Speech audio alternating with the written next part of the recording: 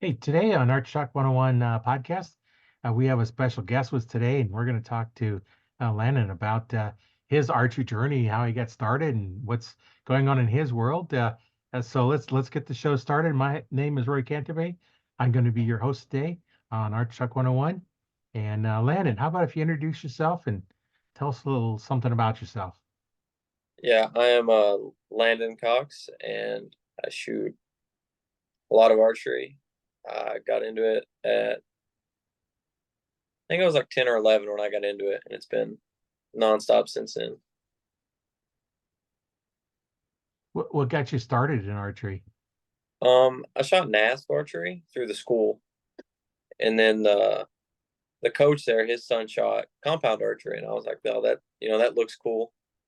And then I talked Dad into getting me a bow, and then started shooting from there. Yeah, that's a good program.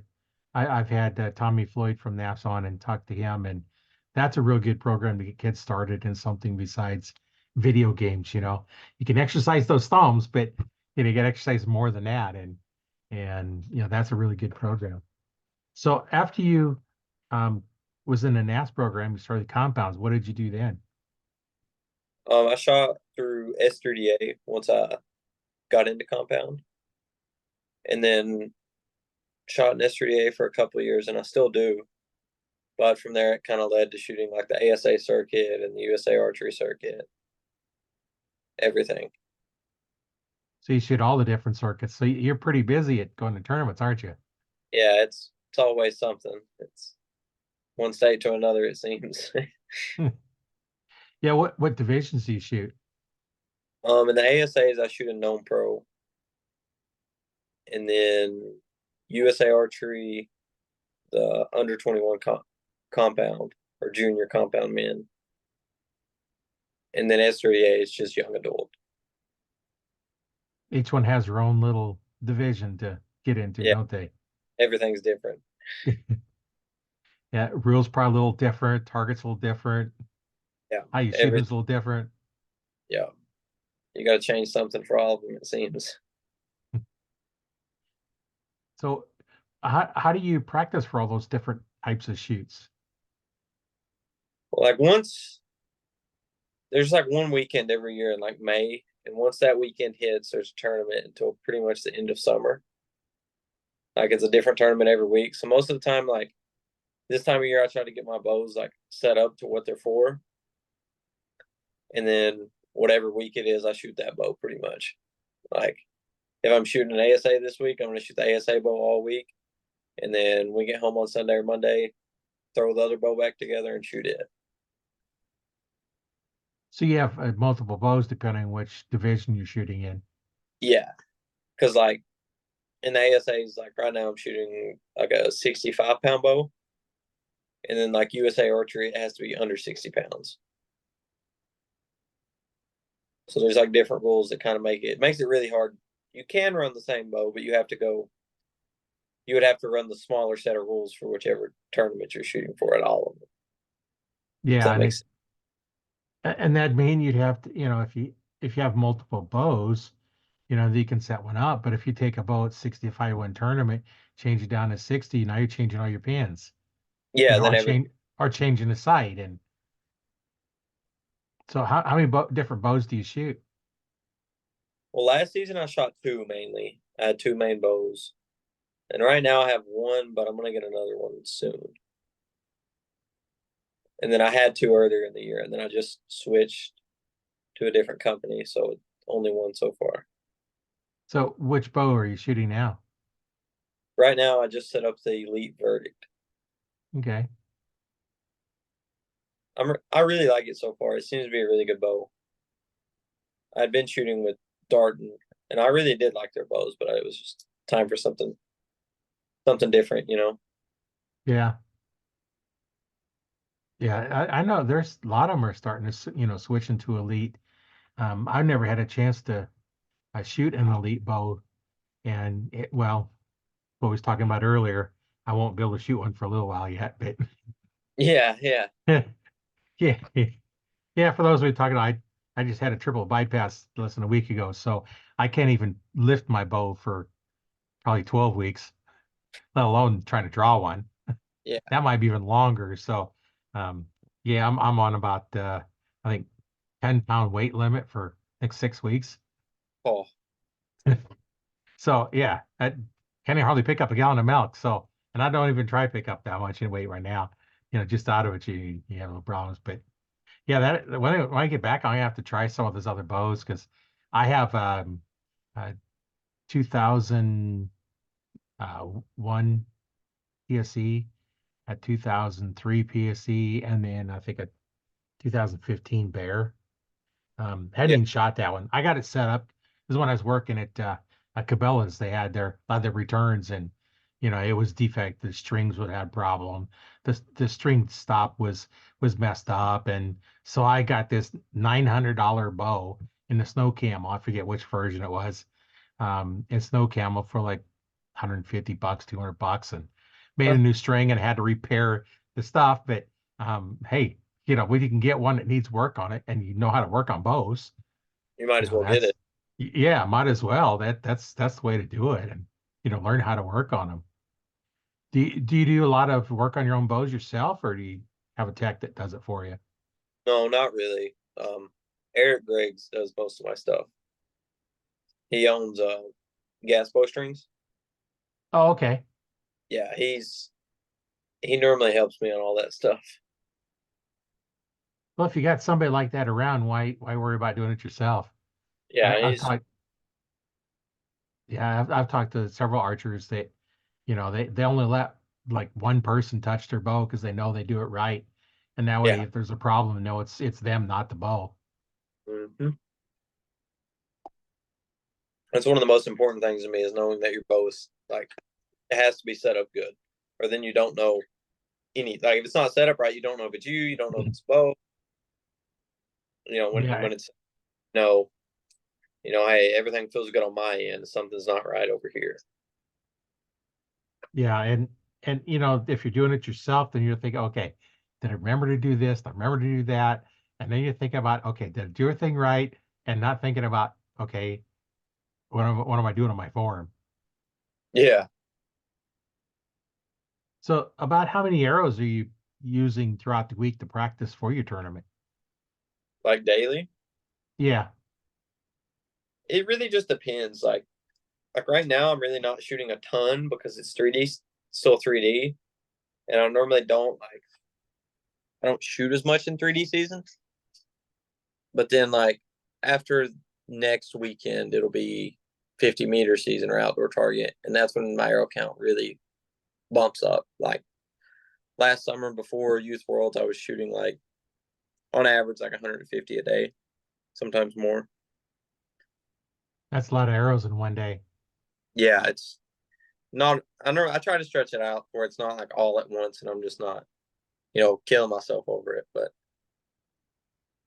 I normally like then in the summers I like to shoot like a 72 arrow game in the morning and then one in the evening at least. Yeah, and that kind of spreads it out then too. It keeps you out of the hot part of the day too. Yeah, yeah. Shooting in the middle of the day in the summer is not fun. No, no, that's not going to be fun at all. So, what's the next tournament you have coming up then that you're going to go to? It'll be not this weekend, but next weekend in Camp Minden, Louisiana. It's one of the ASAs, Okay, so that'll be the next one. and you'll start setting your bow up to get ready for that Yeah, real soon then. I was out shooting before I came in for this. Oh, okay. Yeah, Yeah, that's good. So do you just do target then, or do you hunt or anything else, or is it just target? no, I hunt. Oh yeah, you hunt. Yeah, those are some nice trophies. I got So tell us about probably what would be your most challenging hunt that you were on? probably antelope. I would say. I'm trying to think. Probably the last one I killed. Yeah, tell us It about was that one. so we got out there like 2 days before season, and we did scouting, and we knew what farm we were going to. We knew the landowner, so like we got up with him, and we had hunted there the year before, and we got there, and like the 2 days we were scouting, there was just antelope were everywhere, and there we seen some big bucks, and we're like, yeah, this we're gonna kill opening day, like they're everywhere. We show up opening day, and there's not an antelope on the farm, like they just poof, like seriously. I don't know where they went or why, but they disappeared. And so it's it's beginning of August in Wyoming, so like it's hot. It's up to 90 in the day. We're hunting water holes, so you're baking in a blind all day. So we sat like 2 full days in blinds, and really it was slow. Like you'd see them through binoculars and stuff far off, but then like we couldn't get anything to come in. And I kept watching this other water hole that was probably 600 or 700 yards from me, and I seen like a group of bucks go into it in the evening, and it got dark, and I was like, the guys I was with, I was like, all right, let's drive the truck down there. I'm gonna put out another blind there, and I'm gonna sit there in the morning and just see, like, it can't get no worse than it is right now. Yeah. So I'm sitting there, and these does come out, and then I see the buck, and I'm like, yeah, that's a shooter. Like, if I get a shot at it, I'm gonna shoot it. And the does come in, and then they don't stay for long, and they go right back out to where the buck was. Well, they're walking like this way, and they're at like 95 yards, and the buck will not stop walking. And so, I range find it at 95, move my sight, and I go like, meh, meh, like trying to get it to stop, and it stops for just like a second, and I shoot it, and I knew I hit it pretty good, and it ran off. So we gave it, I didn't see it go down. So like I wasn't sure, was it dead or not, or, where's it at? So like where I was hunting, it was right on the property line, pretty close to the property line of the next farm. And of course, the way it ran was right onto their property. Yeah. It was like, oh, this is just going to be amazing, if these people won't let us on their land, to, just to go get it, or, whatever.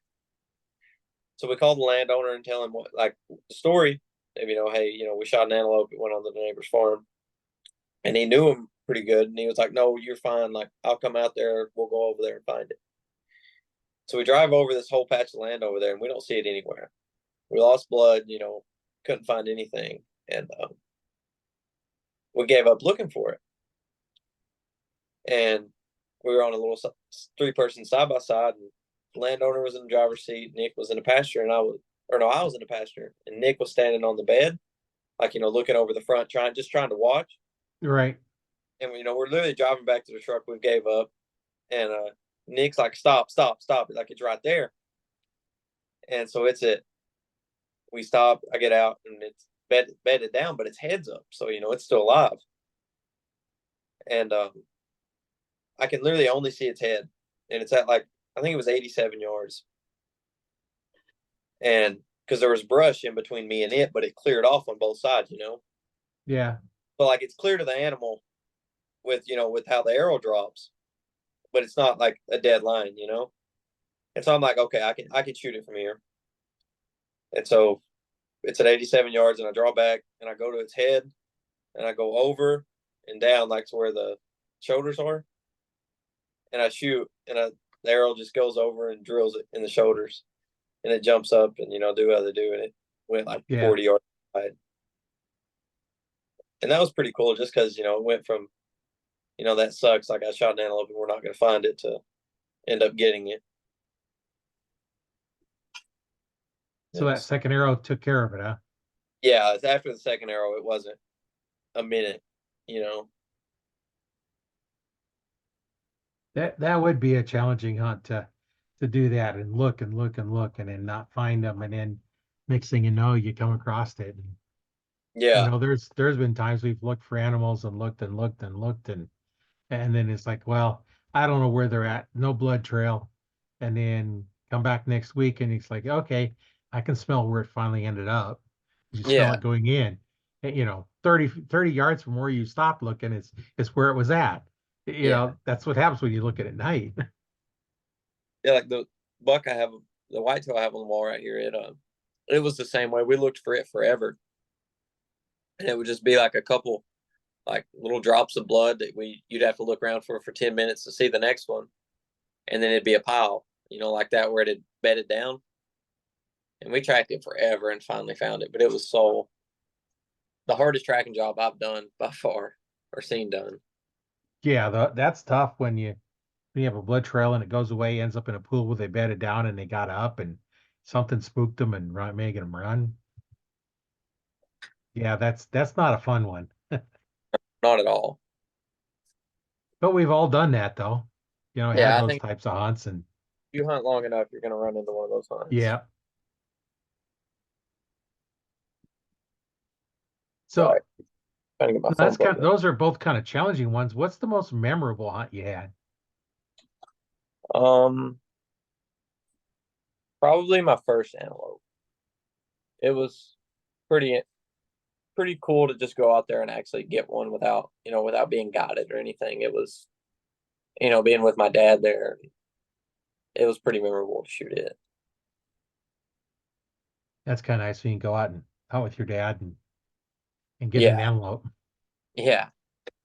We went out there that year and literally knew like really didn't know nothing about hunting because we're not. It's 24 hours away in a car, and you go out there just hoping you can figure it out one way or another. Yeah. I know my first antelope hunt didn't turn out too good. Um, I parked the car on the side of the hill and then walked over to it, got the water hole, and there's just nothing there. On the way back, it's like, I don't remember this tree. Well, because I was walking on the other side of the hill and I didn't walk far enough. So we couldn't find the truck for a long time. We only find it, and it's like, oh, there it is, clear over there on that hill over there. We'd end up way on a different hill and then got back to it. But man, I don't know what was going to do. We was just trying to find the truck, and I had a GPS with me and I forgot to mark the spot and take it with me. Yeah, I could have marked the spot, well, walked right back to it, but no, I forgot to do it and take it with me. Yeah, But yeah, it was interesting, the first time I had my one son out with me and doing some stuff and had my bow and we got tired. I just left my bow at the one watering hole and I was like, I'm gonna get carried around. I'm gonna find the truck, go back and get my bow. Because at that point, we're not worried about finding an antelope. We're worried about finding the truck. yeah. You We got to don't want get to home. spend the night out there. Yeah, that would not be fun to spend a night out there with nothing except what's on your backs. Because I'd just park on this side of the hill and walk over and come up and see them and no, that didn't turn out too well. But that was interesting. But hey, it was fun. Had fun with my son when it was out there doing stuff. So Where was you at hunting those? that was in Nebraska. Nebraska. Okay. Yeah. Yeah, yeah, they're a little bit different to hunt here. A lot of open space. Yeah. Of course, Wyoming's gonna be a lot of open space too. Yeah. You can correct me on this. I think there's a lot more in Wyoming, ain't there? Yes, a lot more antelope. Now, if you Yeah. get out by the Wyoming border, then they kind of increase. But in the middle of Nebraska, uh, there's not that big of a herd. Yeah. You might see half a dozen or so at one time would be the most you'd see. And You go to Wyoming, you'll see over 100 together. yeah, I know I've driven through that area and it's like, man, whole herds of them in the fields. Yeah. Like once, whatever that road is, I can't think of it, but like where you go through Rapid City, Oh yeah, I don't remember right now what that one is. might be 90. I feel like that's what it's called, maybe. But when you like once you cross Rapid City, like it's crazy how many you see. And when you get into Gillette right there, it's just like you'll drive through downtown Gillette and you'll see them in the dollar store parking lot. Like Oh yeah. like the first year we was out there, we was in the hotel room and it was like there was a Sportsman warehouse right beside us, and like you could see the parking lot out of the window, and there was three antelope in that parking lot. Yeah, just shoot them out your motel room window, right? Yeah, like it's every year we stay in the same hotel, and we'll always set up a spot and scope in the room and see if there's any big bucks in the fields near. Yeah. Yeah, that's kind of interesting, different areas, how many there are there. And I know there's a lot of it's a place that there's a lot of deer around here. And even in the cities, you'll see the deer run around in the cities. There's one spot I was going by and right off the interstate and one of the major roads, I'd see deer there every once in a while. Haven't in a while, but I don't go by there too often anymore. But right there, it's like it's right there in the city. And now where I'm at, I'm out in the country, so it's not quite as unusual now. Yeah, yeah. Like I live like in our town. It's really small, and like it's nothing to see. Like not this November, but the past one, I was sitting in science class, and like in that classroom, it's on the second story, and the whole like back wall is glass, like to see outside. Like it's just a big Yeah. glass wall. Pretty neat. Yeah. And there's a field back there, and we were sitting there in class, and I was bored or whatever. I was just looking out the window. There's like a big 8 pointer pushing does around in the field at school, and we were like, "Oh my gosh!" Like I was like, "My bow's in the car. I need to leave." Yeah. Hey, I need a break. Hey, Yeah, give me. I'll be back later. yeah. It's all the time. We'll see them there. We'll see them, seeing deer and turkeys on the football field.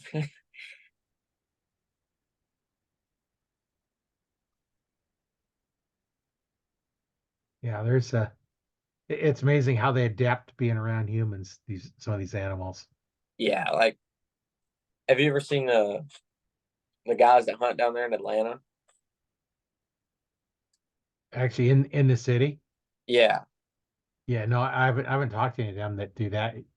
you have to look it up. It's Seek One is what it's called. They're like pretty famous, but yeah, they hunt like the suburbs in Atlanta, and they've killed like multiple 200-inch whitetails. Oh yeah. It's Well, crazy. I'm like, there's no hunting pressure for them. yeah, no, not before them. They were the first ones to like really do it. And like, there's videos of them. Like, they'll literally be in somebody's backyard and they'll shoot a 200-inch deer. It's like Yeah. that's just crazy to me. Yeah. Yeah, there are places around here down in Bellevue, down by um, the forest down there, Fontenelle Forest, and there's a lot of people around the forest there that feed the deer, and Yeah, that's the worst thing you can do anyway. They feed the deer, and you can't grow any flowers or anything because the deer just eat it all up, yeah, and they're malnutrition, and they showed some pictures where they wanted to start hunting at the forest because the population is getting so big. And they showed pictures, in the past where you couldn't see 50 feet in the forest, that it was just completely covered. And then after the deer pops got so big, anything a deer could reach was already gone. So you could see, 100 yards easily through the forest because there was no cover down low because they ate everything. And then the antis were saying, well, it'd be just like you just go out and shoot them. Day one, possibly. Day two, no. That yeah. they learned within a day they were being hunted, and you had to hunt them like any other deer. You couldn't just go out and pick one you wanted to shoot. No, it'd be after the first one gets shot, they're all gonna know something ain't right. Right. So they learned real quick that they're being hunted, and they changed their behavior accordingly. And so it's not, that that easy of a hunt. Yeah, And they are used to humans. So you don't have to worry quite as much about the scent control and wind that you would other places because there's constantly people walking through there, all the time. So yeah, they're used to human scent. Um, there's other places that I've hunted, um, public places that there's a lot of human traffic because it's a campsite, and then they close part of it off for hunting, your hunting season, and they're used to people in there, so they're not so uh, annoyed by human scent. I still go out with as much scent control as I can because if they don't smell me at all, they don't know I'm there. yeah. You're better off to just be safe. So, what's the next hunt you have planned? I think I'm gonna go turkey hunting in the morning. Actually, Oh yeah. I think me and one of my buddies are gonna try to hit up some public land and see if we can get on a bird in the morning. Is Now, it up now where do you live? Kentucky? Oh, Kentucky. Okay. Yeah, I live in Jackson County, which is like southeast Kentucky. That'd be good. Get out in the morning, do a little turkey hunting. Yeah, see if we can get on one. Yeah. I live right near like a ton of public land, so like I hunt a lot of public, so I enjoy it a lot. Yeah, I was gonna try and get out and do some with turkey this year, but I'm not gonna I can't shoot my bow probably at all this season. Yeah, But we've got a flock of about 3 dozen that's not even a mile from my house. And we have private property across the highway where they roost quite a bit. So there's good place for them. I just haven't done too much turkey hunting, and so I really got onto them. So I'm gonna have to make that a priority when I can get back and shoot my bow. yeah, Try be next year. Get ready for next spring and maybe see if I can set up some turkeys over there. I don't know where they go. I see them in a field every once in a while. There's like 3 dozen, like I said. They show in this one field. Just before I get to the highway, yeah, and and um, that's a pretty good sized flock.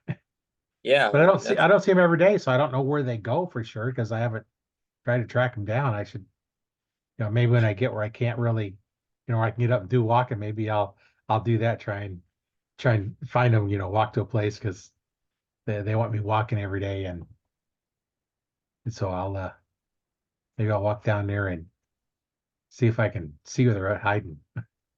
yeah,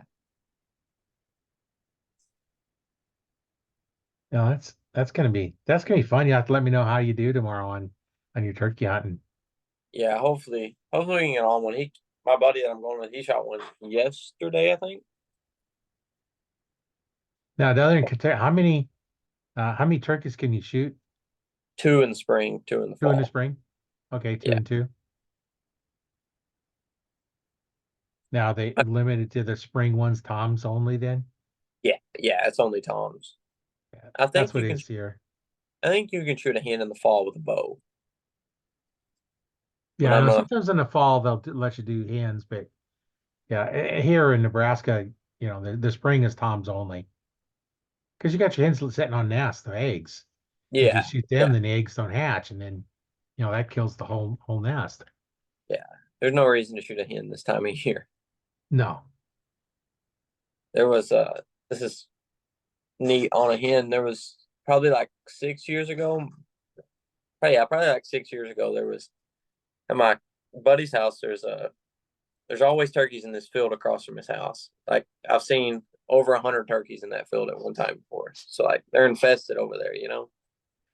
And this one spring, and like winter to spring, the whole time you would see an albino hen out in this field. You see it every day, and then like we always take pictures of it and look at it, and then of course turkey season opens and you don't see it no more, and you're like, yeah, somebody shot a hen. Yeah. Yeah, it's just because it's an albino doesn't mean you can shoot it if it's a hen. Yeah, might tape a beard on there or something. Well, wait in the fall. Shoot it in the fall, then you have a albino turkey. Yeah, Or that's basically what your domestic ones are. yeah. Last year we were driving through a town and there was like half albino, half brown turkey with like a 10-inch beard walking on the road, and we were like, oh my gosh, like no way this is That, like a wild gobbler. And then we like started looking at it, and we was like, no, that's somebody's pet. yeah, kind of bred them to be like that. Yeah, to be those colors. Yeah, it's kind of be interesting to have them like that. And we were walking on the street last time. You don't know if it's somebody's bad or not. Because if they're just walking on the street, they're not afraid of you. So you'd think, oh, that's probably somebody that's raising them. Yeah. I know my brother's raised turkeys before and ducks and chickens, and my son has chickens and ducks, but nothing else other than that because they can be kind of messy. Yeah. Every once in a while, he'll have a duck fly off. Now, even if they clip their wings, sometimes they can still fly off. And they'll just all of a sudden this duck will just fly off the rest of the ducks, and others stay around because they know they got food and water all year round. Yeah. It's easy life for them. Yeah, yeah, because they've got a place to stay. It's pretty safe. They have to worry about the predator birds once in a while, but he's got dogs, so really nothing going on in the um, in the yard, so they're really safe there. But man, those things they just sit there and he's on an Easter egg hunt every day, trying to find eggs because they just lay them wherever. Really? Yeah, they just lay them wherever. The ducks? Yeah, Hmm. yeah, the ducks just lay them wherever they want to lay them, and the chickens, some of them will lay them in the roost, but he probably needs a few more pins for them. But we went out there one time. There's like about 10 eggs, all different colors. One hen sitting on all the different eggs. They just go in there and sit on the eggs. Good thing the eggs are so good. Yeah. A lot of fun eating the natural foods, the wild turkeys and the deer and the antelope and all that tastes so much better than regular beef. Yes. I think so anyway. I love antelope. It's one of my favorite things to eat. Have you ever tried moose? I have not. Oh, if you get a chance, get some moose. Is it good?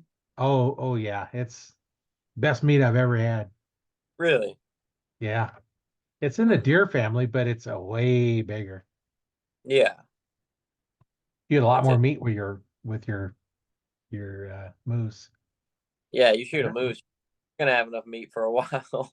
yeah, it took a while to eat all that moose, and it was about 500 pounds of meat. We got Yeah. out of it. Wow, that's a lot. I mean, Yeah. Well, the head and hide weighed 131, I think it was.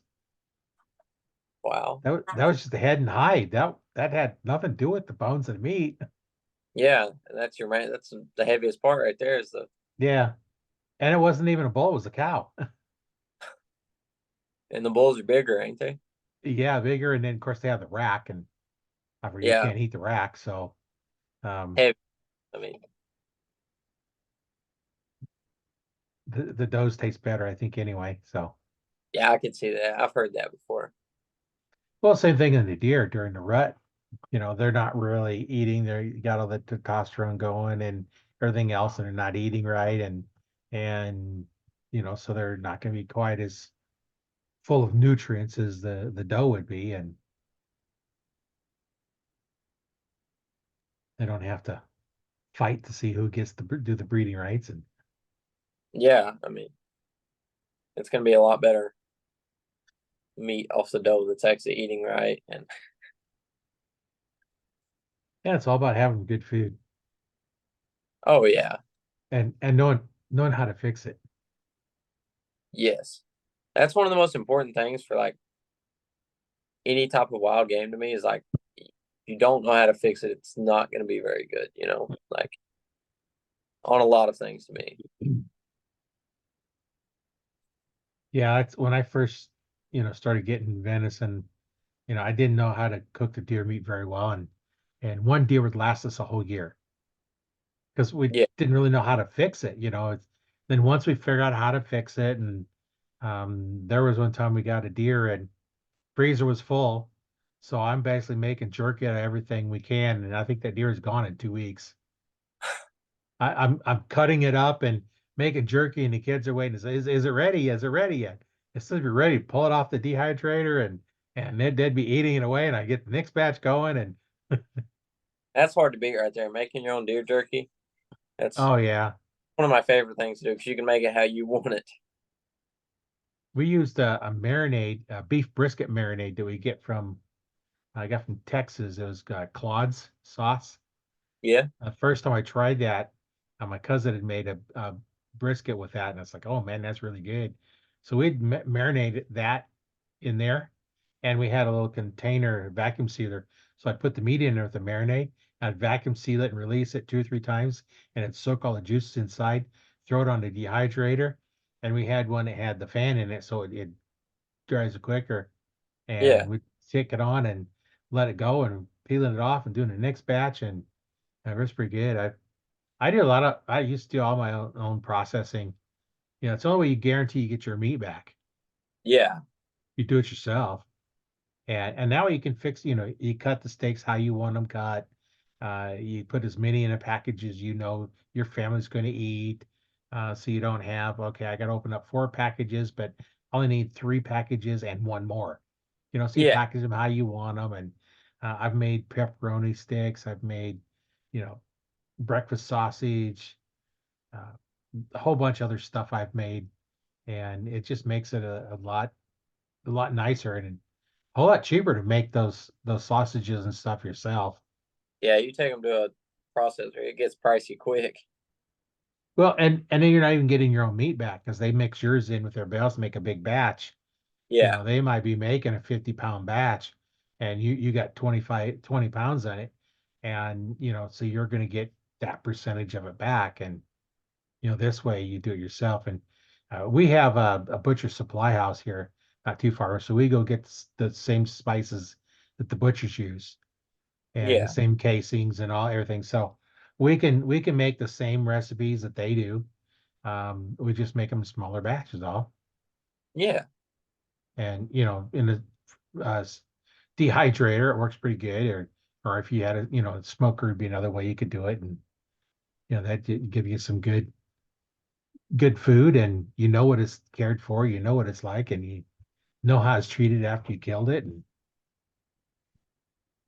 Yeah. You know, it's good stuff and you did it, like nobody else did it and there's nothing in it, you know. yeah, I was at a butcher one time, and it's during the rifle season, so they had deer hanging on every hook, deer hanging on the floor and everything. And I'm looking at some of this deer, and okay, this meat is brown, this meat is green. Uh, how long it had been sitting before they brought it in. So now they're mixing all this in, and of course they're going to cut off the bad stuff, but who knows if how much they get off. Um, and then I had a couple buddies with them took in 2 deer. One guy's deer was easily 50 to 60 pounds heavier deer when he Hmm. took it in, and they both got the same amount of meat back. Oh wow. So he complained about it, so went back and got some more and brought it back out. I thought you kept my meat with my order. But no, they just do it up and say, okay, you brought in this much deer, here's your standard package. And I always wondered how they was able to donate hundreds of pounds of meat every year. Yeah. Well, it's because they're shorting you. Oh yeah, you always get, I feel like you Yeah, always ordered like they're always shorting you what you're supposed to get. And how do you know whether or not they shortage or not? You don't know. But when you no, and another guy takes one, there's significant amount of difference in weight of the deer brought in, then you know they're shorting you. yeah. And that way, yeah, that's why I started doing it all myself. The first time I cut up a deer, my brother and I, our cousin had shot a deer, and he asked us, hey, if you want to cut it up for us, you can have half a deer if you just want to cut it up. We'd never cut one up before, but we said, sure, we'll do it. So we're figuring out how to cut it up. So we cut it up, package it all up, and give him half the deer, and we split the other half of the deer, and that was well worth it. Kind of learn on his deer. Yeah, learn how to do it and then you still get meat yourself out of the deal. Yeah. Now I wouldn't do it because I right now I couldn't do it, but um, yeah. Now I don't want to do it, for other people now. But Yeah, I I don't know blame one of the things that we come across one time that hunting buddy of mine, we had drugged this deer out, and it was just, had dirt and leaves and stuff all over it. So normally we'd hang it, by the back legs, and we'd start stripping it off. And we're trying to pull this off and work all off. So we took the hose, we hosed the outside down, just soaked it, just to clean it. Soaked the inside down, just completely soaked that hide, hung it up. That hide just peeled right off. Really? Yeah, it's something about putting the water on there, separated the hide from the meat that just kind of filled up with water in between there. And it just peeled off so nice. So after that, every time we got it, we'd hose it down. No matter what Yeah, torch was outside, we'd hose it down and haul it in the garage and strip the hide off, and then we start deboning it right there while it's hanging. So it's done. It's all deboned, and now we just have the carcass to get rid of. yeah. Makes it a lot easier on you. Yeah. Yeah. I've seen some of you, I'll put a tie golf ball on it and you grab it on the truck and pull it. It's like, this is a whole lot easier. Just clean it. It's a little wet. It's clean. Yeah. Just put your rubber gloves on so you have a little bit better gripping power and just pull it right off. Yeah. The things you discover by accident. Yeah, seriously. I feel like that's how a lot of things are. Hey, I didn't mean to do this, but it worked, so I'm gonna keep doing it. Yeah. Yeah. That's definitely the way to do it. If you find something that works, keep doing it. Yeah, And, no and reason. that seemed to work real good for us. So we just kind of do that more if we're gonna save it like that. And I know my brother first starting off, the hunting knife wasn't really for getting the skin open.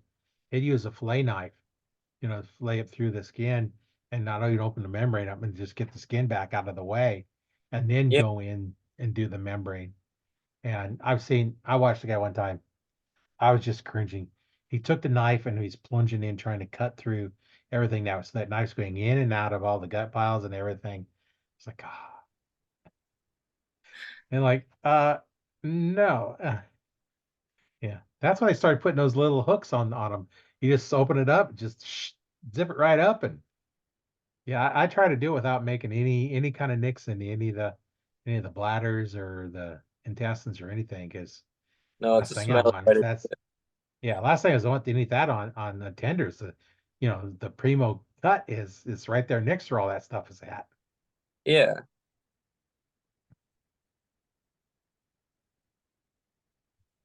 Yeah, that's a Yeah, and one of the times one of the best cuts of meat I had was we got a doe. I come home, we got the grill. I fired the grill up.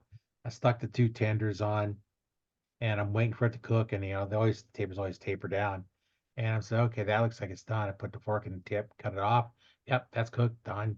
So I was doing all four tips, and I just kind of working my way around as we're cooking from the outside in. I'm eating it as it's cooking right off the grill.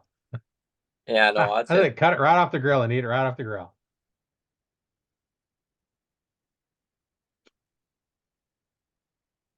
So um what's your favorite meat? Deer, antelope, or probably antelope. I really like it. antelope? Now what's your favorite way to fix it? I like the steaks. I like just cooking the steaks like you would normally cook a steak. They're really good like that because it's such a tender meat to me. Like we gave steaks to these some people we know, and they fed it to their they cooked it for dinner one night. And they didn't tell their kids what it was, and they ate it. And they was like, "Can I have some more steak?" And they was like, "That's antelope." And they was like, "Really? Like this is better than normal steak?" Yeah. Well, I Yeah, always no, taught my kids, when I bring the deer home and we're having a deer, and I was like, "Where the deer's at? This is part of it's good, isn't it?" And I say, "Yep." So they all like a deer and all those other meats as well. It's all how you introduce them to it. And yeah, the worst one is like, "Oh man, this is really good. What is it? Oh, yuck, I hate it." You just said you liked it. yeah. Like shouldn't matter what it is. It tastes good.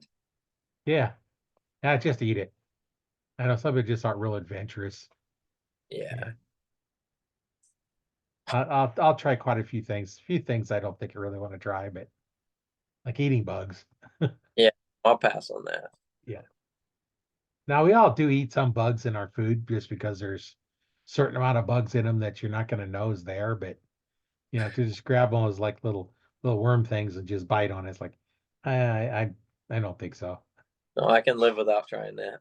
Yeah. Now, if it means that it's either that or starve, yeah, that's a different story. But Yeah, then maybe, but yeah, that's a little last bit night. different story. Yeah. What would you say to somebody that's thinking about getting started in archery?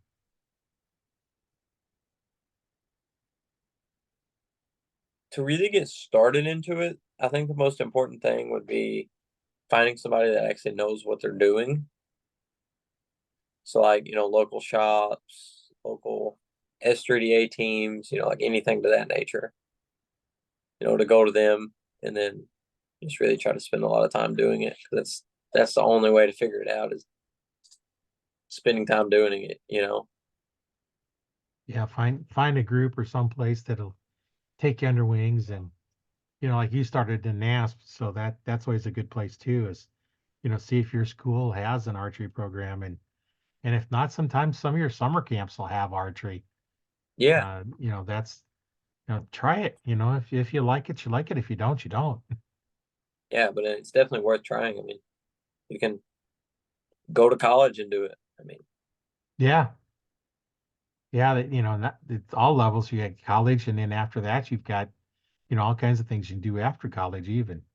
yeah, Like you go in, in the semi-pro and the pro circuits and Olympic circuits, and there's where do you want to take it? That's you yeah, just want to fling arrows in your backyard. That's fine. yeah, but it'll go as far too. I mean, Yeah, you can definitely go as far as you want or as little as you want, and just get with, like you said. The idea is get with somebody that knows what's going on, even if you don't fling arrows in your backyard. Get somebody that's going to help you so you have more fun flinging arrows. Because last thing you do is be hunting for your arrows. yeah, Yeah, that's not the you, goal. you go hunting to shoot animals. You don't go shooting archery to hunt for your arrows. So let's help you so that you don't miss the target too often. And then too, get close to the targets you can't miss. Yeah, And I mean, as you get better, move back. exactly. Like you always need to start close and work your way back. You can't just start it, 40 Yeah. yards and hit it. Well, and you said you made those, a 95 and 85 yard or something like that shots. Yeah, You know, you didn't start off shooting those distances, did you? no, that don't happen overnight. And you probably do a lot of practicing at that distance just to have the skill and the knowledge of what your arrow is going to do at those kind of distances, don't you?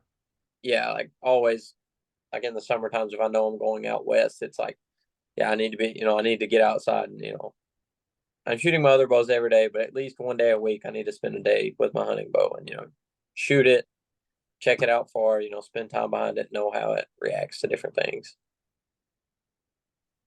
Because at that distance, the animal's going to take one step and you've got a good shot, good perfect shot to a bad shot. Yeah, I mean, like I've definitely had that happen before. I mean, like you shoot one and they jump the string or whatever, and you broke your pin was on its shoulder, and you hit it closer to the rear end than you did the shoulder because Yeah. you know And that's the disadvantage of shooting those long shots. yeah, That, because they have so much time to react. but you're far enough away that the noise probably doesn't spook them like it does when you're at, 40 yards or 30 yards, something like that. Yeah, when you're like, heck, I've missed an antelope at like 20 yards from it literally jumping the string. You wouldn't think a bow shooting that fast would they'd be able to jump the string at 20 yards, but they can, I promise. Yeah. Yeah, that's pretty bad. At 20 yards, you miss, but at 95 yards, you hit them. Yeah, Yeah, go figure.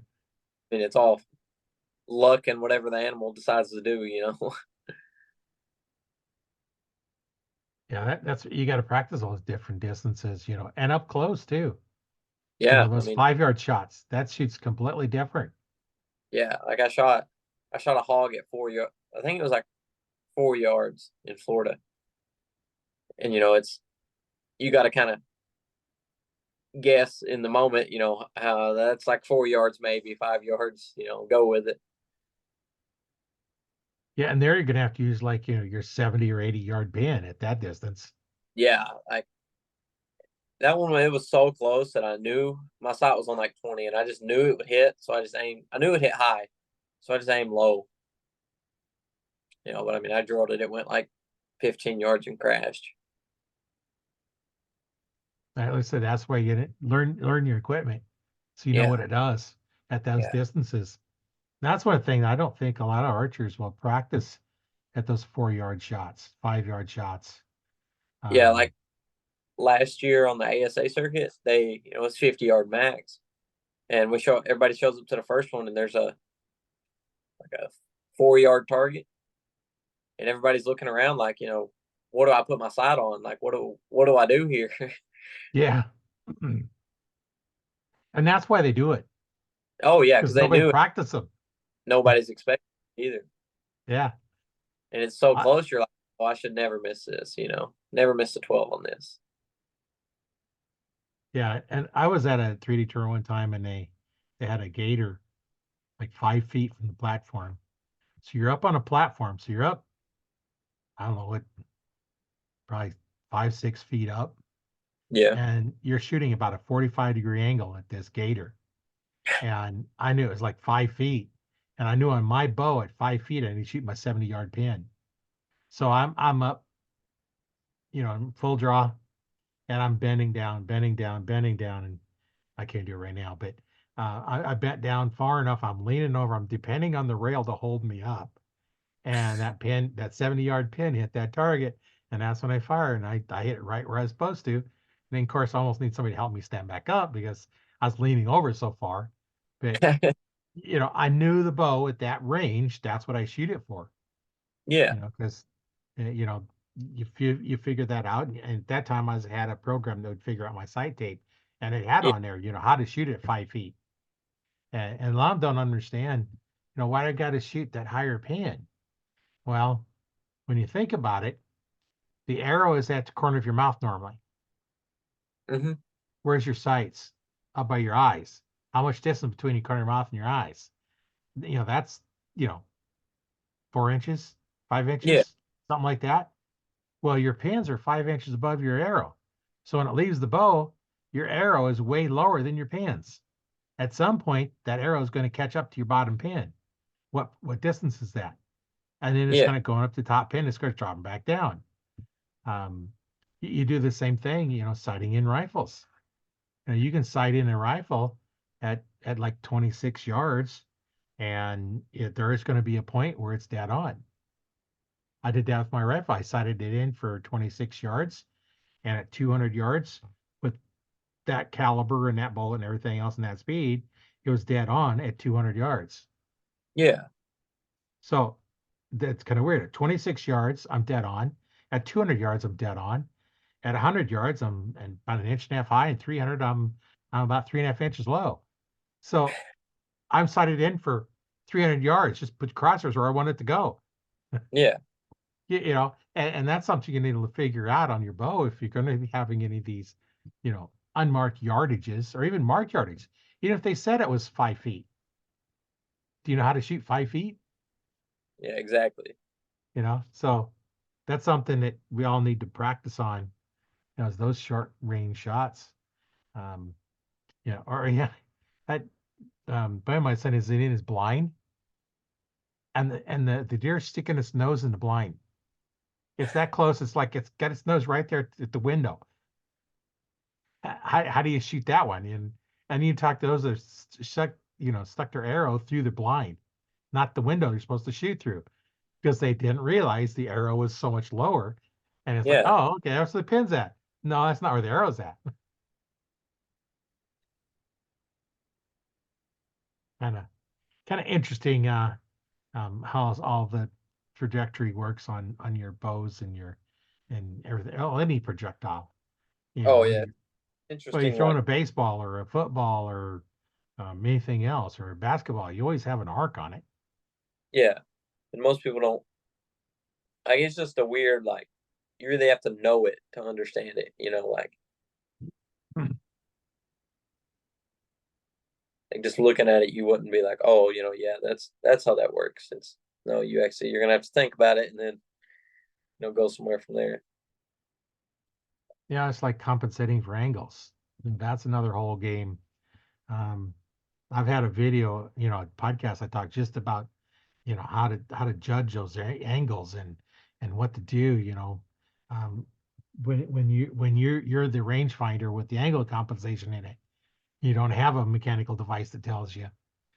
I have one now, but the only time I use it is when I went out for rifle because I wanted to make sure I was, wasn't more over my 300-yard range because I wanted to set it far enough away that the headshots come out. But uh, normally with a bow, I'm that 20-yard range, so I don't really need a rangefinder.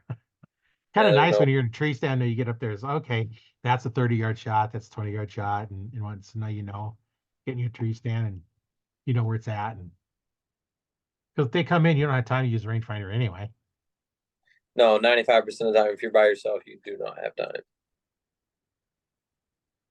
And even if you have somebody with you, they got to, range it and tell you, and then all that extra talking is like, maybe the deer hears you. Yeah, it's gonna catch on at some point. Yeah. So, well, I'm I'm going to let you go for now. It's been great talking with you. Yeah, thanks for Um, having me. Really enjoyed this. yeah. Any parting thoughts or ideas you'd like to let the audience know, and anything you want to promote or anything, just go right ahead. Um, I really think like if you're getting into archery to, really try to find a good program, a good something to shoot, and then if you get a bow, shoot gas bowstrings, and Well, that's they probably seem to be pretty good ones. So oh, they're great, and they're great people. Like, I've had like friends and stuff like, hey, I got these strings from gas, like they were supposed to be this, and somehow they came in as this, I'll like it's as easy as this, or I'll see like those Facebook groups like Archery Talk or whatever on Facebook, and it'll yeah, be like, hey, I got these strings from gas, I'm having this issue, and 99% of the time it's something they did, they've had it in and out of the press, things like that, yeah. and every time, I'll see Eric Greg's commented, hey, hey, get up with me, we'll get you set up with another set of strings, and then just to me that really shows how good of a guy he is and how if you have a problem he's going to get it fixed. Yeah, and that's what you look for in, somebody's going to make your strings because, it's not like bow, you can buy one bow and not have to replace it, for many years. Yeah, The strings, you're going to replace those if you shoot much. You probably replace yours at least once a year, don't you? yeah, normally yearly. Because that's a lot of shots, you get in there shooting all those and nice thing about the strings is, you know, once I had to stop, I went down to PSC for dealer school and I learned how to make strings. And so I've been making my own strings since, um, for about the last 20 years. Yeah, And so I just make my own strings and I can make whatever color combination you want, whatever pattern you want. I've done braided strings, I've done, all kinds of different, patterns and strings yeah, and, making three color braided, two color braided. And, the two color braided one's kind of neat because they form little V's in your string.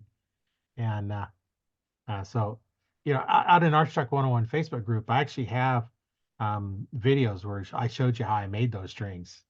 yeah, So anybody looking to make it, I was like, hey, make them yourself. It's not that difficult to yeah, do it.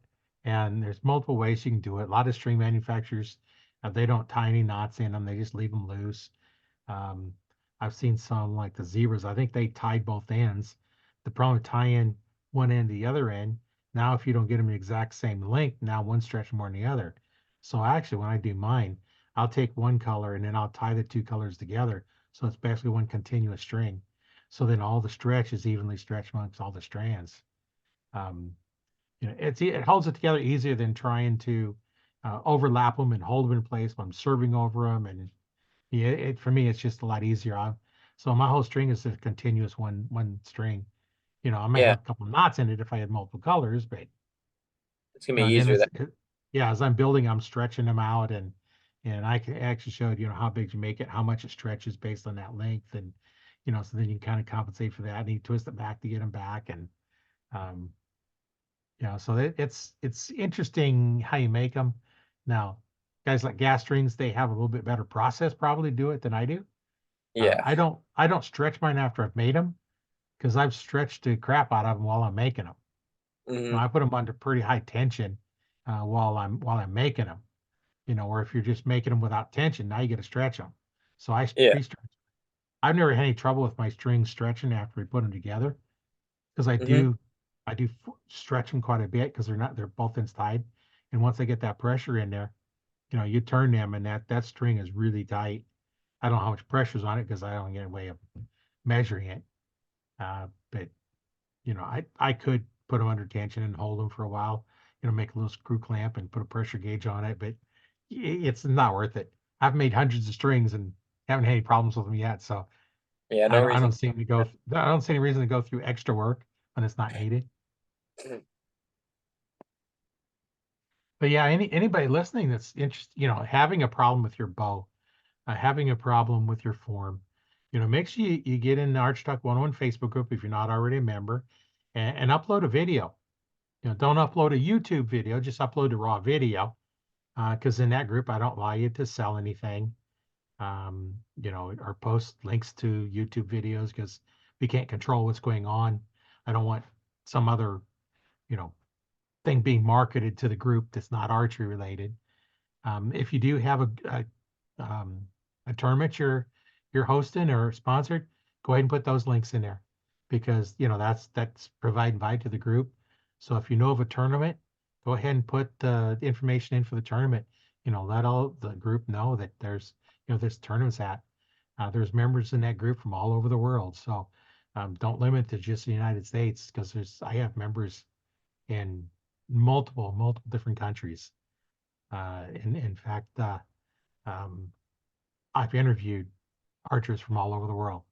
So wherever the tournament is, post it because there might be somebody that lives by it. So let's Yeah. let's get people out to some of these tournaments and let's get them out there and get going. And like I said, if you have any questions on anything, I've been an archery instructor since '95. I've been working on bows since 2001. Professionally working on them. Kind of worked on my own, but didn't know what I was doing. But till I went down and spent a week down in Tucson, Arizona, at the PSC dealer school. There we learned how to make the steel cables and tear bows apart, put them back together, and all kinds of stuff that you don't need to know anymore because new bows don't have steel cables. Yeah. Yeah. So, and if you have a steel cable bow and it breaks, yeah, you're not going to get replacements for it. No, too old now. Yeah, and if you found one, the only way you'd be able to do it is find one that something else broke and the steel cables are good and swap them. Last time I heard, the steel cables are $100 a piece. And you have to replace both of them. You can't replace just one because you need to get them exact same length because you can't twist them like you do the strings now. Yeah. And then you're going to pay somebody like me that knows how to do them. You're going to pay me more than what the cables cost you. So Yeah. you To might do be it. spending $200 now at the way inflation is. You might be spending $400 for cables and another $500 just for me to make cables for you, Yeah. if you can even find them. Well, you can buy a brand new bow for starter bow because it's going to be much better than what you had. Yeah. It's got a lot newer, a lot new technology. Yeah. So yeah, it's been great talking with you, and I hope our Yeah. Thanks for listeners having. learned a little something about a little bit more on archery, and hopefully we'll get back into making a little more regular podcasts now that I'm feeling a little bit better um, from my exciting journey. Yeah. I hope you hope everything stays good for you. Yeah. Yeah, yeah, let's get back to doing some more shooting and getting more time. I'm getting a little more energy now, so that's going to help and be able to do these podcasts a little bit more. Yeah. Well, my name is Roy Canterbury. I've been a host today on Arch Talk 101 with Landyn Cox as our guest today, and we'll see you on the next one. So stay tuned, and we'll catch you on the next one.